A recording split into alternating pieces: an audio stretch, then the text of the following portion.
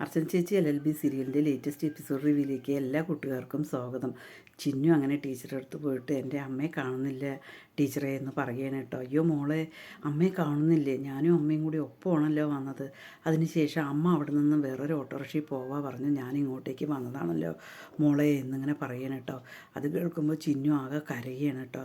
അതിനുശേഷം ടീച്ചർ അകത്തേക്ക് വിളിച്ചിട്ട് വരികയാണ്. മോൾ ഇവിടെ വായോ, ഇവിടെ വന്നിരിക്കുക എന്നിങ്ങനെ പറയണം. ജയനും ഇല്ലല്ലോ, ജയൻ ഫോണും എടുത്തിട്ടില്ല. ഒന്ന് വിളിച്ച് പറയുകയാണെങ്കിൽ പാലക്കാട് പോയിരിക്കുകയാണ് ജയൻ എന്നിങ്ങനെ പറയണം കേട്ടോ.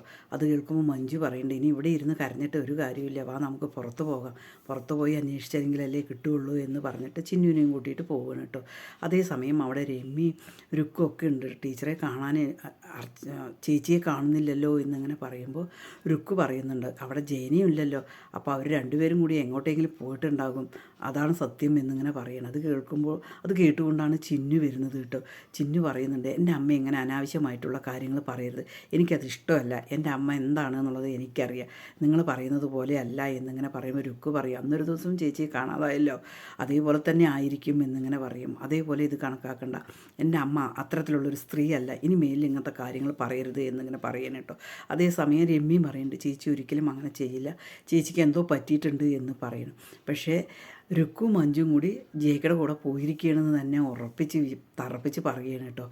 അതേസമയം അർച്ചന ആ തടങ്കിൽ വെച്ചിരിക്കുന്ന പെൺകുട്ടികളോട് പറയുന്നത്, എന്നെ എന്തിനു വേണ്ടിയിട്ടാണ് ഇവിടെ വെച്ചിരിക്കുന്നത് എനിക്കറിയില്ല, നിങ്ങൾ ഇനിയിപ്പോൾ വിജയ് ശങ്കർ ആയിരിക്കാം വെച്ചിരിക്കുന്നത്, അയാൾ തരുന്നതിനേക്കാളും 2 ഇരട്ടി പൈസ തരാം ഞാൻ, നിങ്ങൾ എന്നെ ഒന്ന് തുറന്ന് വിടുന്നു എന്നിങ്ങനെ പറയണം കേട്ടോ.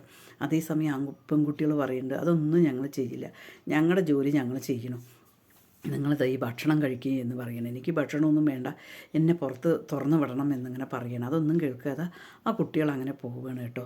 അതേസമയം ചന്ദ്ര ഭയങ്കര സന്തോഷത്തോട് കൂടിയിട്ട് വിജയശങ്കറിനോട് വന്ന് പറയുകയാണ്, രുക്ക് വിളിച്ച് കാര്യങ്ങളെല്ലാം പറയുകയാണ് ചന്ദ്രയുടെ അടുത്ത് കേട്ടോ. അതേ സമയം ഭയങ്കര സന്തോഷം പറഞ്ഞാൽ ഭയങ്കര സന്തോഷവും, വിജയേട്ടാ അവളെ കാണുന്നില്ല, അവൾ ആ ജയക്കയുടെ കൂടെ പോയിരിക്കുകയാണ് എന്നിങ്ങനെ പറയുകയാണ് കേട്ടോ. ജയക്കയുടെ കൂടെ പോവുകയെ അതേസമയം വിജയശങ്കർ ഇങ്ങനെ മനസ്സിൽ വിചാരിക്കുന്നുണ്ട്, ഇവളുടെ അടുത്ത് ഒരു കാര്യങ്ങളും പറയണ്ട, പറഞ്ഞു കഴിഞ്ഞാൽ അത് ഫ്ലാഷാകും, അത് കാരണം വിജയശങ്കർ ഒന്നും അറിയാത്ത പോലെ നിന്ന് പറയുകയാണ് കേട്ടോ. അവളെ നമ്മളെ പത്രത്തിൽ കൊടുത്ത് നാറ്റിച്ചില്ല, അതേപോലെ അവർ രണ്ടുപേരും ഒളിച്ചോടി പോയിരിക്കുകയാണ് വിജയേട്ട എന്നിങ്ങനെ പറഞ്ഞിട്ട് ഭയങ്കര സന്തോഷം പ്രകടിപ്പിക്കുകയാണ് കേട്ടോ. അതേസമയം ദീപ്തി ഇതുവരെയും വിളിച്ചിട്ട് ഒരു വിവരമില്ല. ചിന്നു ആണെങ്കിൽ വിളിച്ച് പറയുകയും ചെയ്യുകയാണ്. ദീപ്തി പെട്ടെന്ന് തന്നെ അച്ചുവിനോട് വിളിച്ചിട്ട് കാര്യങ്ങൾ പറയുകയാണ്. അർച്ചന മാഡം ഇതുവരെ ഓഫീസിലും വന്നിട്ടില്ല, സ്വിച്ച് ഓഫാണ് ഫോണ്, എന്താണെന്നുള്ളത് അറിയില്ല എന്ന് പറയണം കേട്ടോ. അത് കേൾക്കുമ്പോൾ അച്ചു പറയും, ചേച്ചി മിസ്സിങ് ആയിരിക്കണം, എന്താ പ്രശ്നം എന്ന് പറയണം. അതെല്ലാം ദീപ്തി വിശദീകരിച്ച് അച്ചുവിനോട് പറയുകയാണ് കേട്ടോ. വിജയശങ്കർ ചന്ദ്രൻ സംസാരിച്ചുകൊണ്ട് നിൽക്കുന്നത് കാണുമ്പോൾ ആര്യ അങ്ങോട്ടേക്ക് വരികയാണ് കേട്ടോ. നിങ്ങൾ ആരെക്കുറിച്ചാണ് പറയുന്നത്? അർച്ചന ആൻറ്റിയെക്കുറിച്ച് കേട്ടോ. അർച്ചന ആൻറ്റി ഒരിക്കലും അങ്ങനെ ചെയ്യില്ല എന്ന് പറയുമ്പോൾ ചന്ദ്രൻ ദേഷ്യത്തോടെ പറയാണ് കേട്ടോ ആര്യോട്, നീ എപ്പോഴും മുതലാടി അവളുടെ കൂടെ തോടി തുടങ്ങിയത്, അവൾ നമ്മൾ ചെയ്തതല്ല നീ മറന്നോ?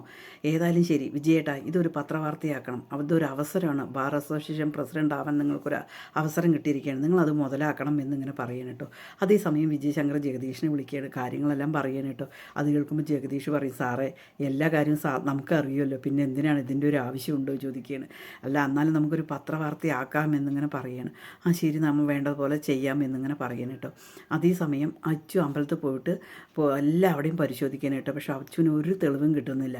അച്ചു ആ ഓട്ടോറിക്ഷക്കാരൻ്റെ അടുത്ത് വിളിച്ചിട്ട് സംസാരിക്കുകയാണ്. ആ ഓട്ടോറിക്ഷക്കാരൻ അറിയുന്ന കാര്യങ്ങളെല്ലാം പറയുന്നുണ്ട്. അതിനുശേഷം അച്ചു ഫോണ് ട്രേസ് ചെയ്തിട്ടുണ്ട് കേട്ടോ. അത് റെയിൽവേ സ്റ്റേഷൻ്റെ അവിടെയാണ് അർച്ചൻ്റെ ഫോണ് സ്വിച്ച് ഓഫ് ആയിരിക്കുന്നത്.